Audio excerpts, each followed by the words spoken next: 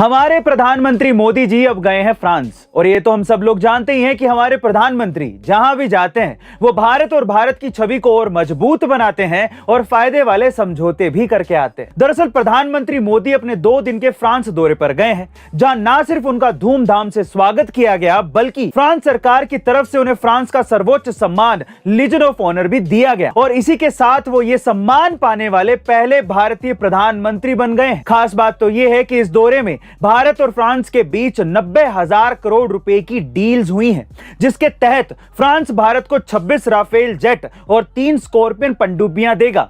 यही नहीं, मोदी जी के इस दौरे के बाद अब फ्रांस भी यूरोपियन यूनियन के सभी देशों में भारत के यूपीआई की शुरुआत करने वाला है, जिससे हर साल फ्रांस और यूरोपियन यूनियन के देशों में जाने वाले इंडियन टूरिस्ट अब यूपीआई से पेमेंट कर पाएंगे। है ना कमाल की बात। इसलिए तो लोग कहते हैं मोदी है तो मुमकिन है। मिलता अगली वीडियो में। हिमाचल और उत्तराखंड में मची तबाही के बाद अब राजधानी दिल्ली में यमुना नदी के उफान की वजह से बाढ़ जैसे हालात बन गए हैं।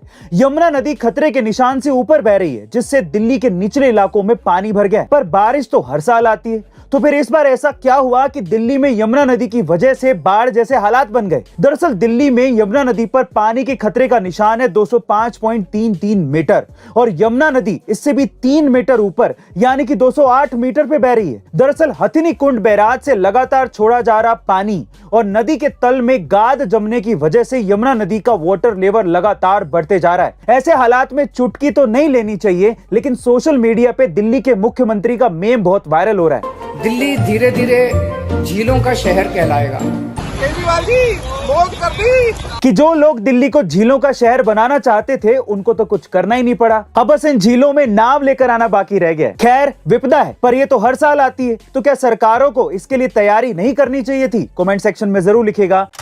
दुनिया का एक ऐसा देश जहां पर मुस्लिम तो रहते हैं लेकिन वहां पर एक भी मस्जिद नहीं है। कौन सा है वो देश और वहां पर मस्जिद क्यों नहीं है? चलिए जानते हैं। दरअसल इस देश में मुस्लिम समुदाय कई बार मस्जिद बनाने की मांग कर चुका है, लेकिन उस देश की सरकार ने इसकी अनुमति तक नहीं दी।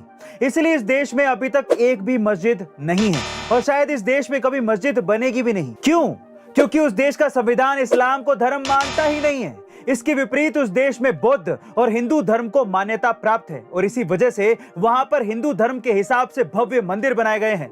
उस देश का नाम है भूटान, जिसकी राजधानी थिम्पू में एक बड़ा हिंदू मंदिर है और वहां के स्थानीय बौद्ध लोग भी इस हिंदू मंदिर में जाके पूजा अर्चना करते हैं। लेकिन भूटान में मस्जिद नहीं है।